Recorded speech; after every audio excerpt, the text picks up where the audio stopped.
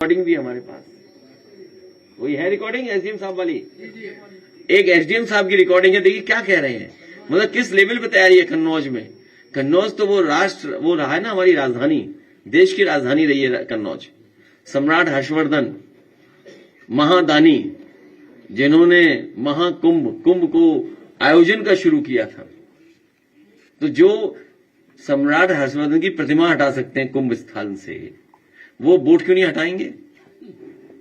वो बोट हटाने में लगे हुए हैं और कन्नौज भी टारगेट में आ गया है।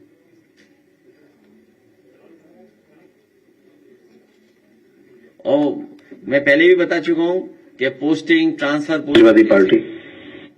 हाँ चलाइए इस मैडम, एक ये शिकायत आ रही है कुछ बूथों पे, जो एफआईआर फॉर्म है जिनका 2003 में नाम है, उनको भी सी कैटेगरी में फीड कर रहे हैं, अपलोड कर रहे हैं बीएलओ। जो जी इसके लिए हम एक्चुअली एक मीटिंग भी करना चाह रहे थे जी ऑफिस में।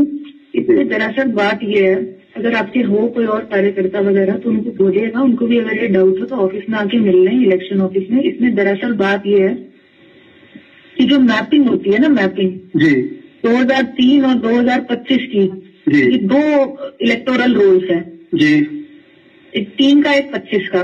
जी अब चुनाव आयोग की तरफ से कुछ जिले ऐसे हैं, 18 जिले, जिनकी 2003 और 2025 की मतदाता सूची की मैपिंग ऐप के ऊपर, जो कि चुनाव आयोग ने बनाई है, उसमें नहीं हुई है। ठीक है।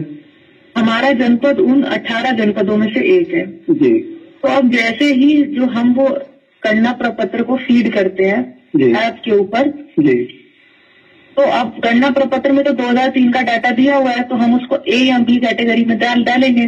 जी जी तो जैसे हम उसमें डालते हैं, वो बोलता है नो डाटा फाउंड। अच्छा। नो डाटा फाउंड डालता है तो उसका मतलब ये कि हम उसको भर ही नहीं सकते ए और बी में।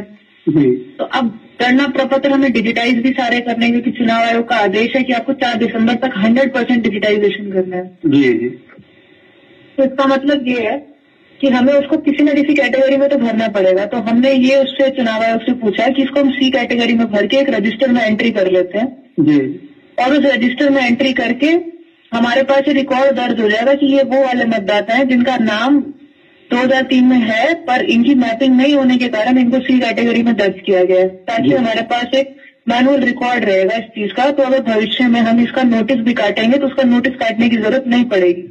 हाँ, यही कंफ्यूजन था कि जब ड्राफ्ट रोल आ जाएगा उसके बाद जब आप नोटिस देंगे तो फिर इनको भी नोटिस जाएगा अगर सीट कैटेगरी। हाँ, तो इसलिए हम उनकी एंट्री रजिस्टर के अंदर कर रहे हैं। रजिस्टर के अंदर एंट्री करने का मतलब है कि हम उसको उसके अंदर फीड करके रखेंगे, तो फिर उनकी नोटिस नहीं जाएगी। हाँ, नोटिस नहीं जाएगी, अच्छा, उनकी नोटिस नहीं जाएगी, क्योंकि हमने उसको रजिस्टर में एंट्री कर ली ना उनकी। तो ये एक ऐसा कुछ आप आल पार्टी मीटिंग बुला के जिले पे या कुछ ऐसा एक बार बता दें तो थोड़ा कंफ्यूजन दूर हो जाए। हमने तहसील में तो बोला था अपनी एक मीटिंग बुलाई ली जाए, जी इतना कर लीजिए, कराते हैं इस चीज को। और जी ठीक है मैडम।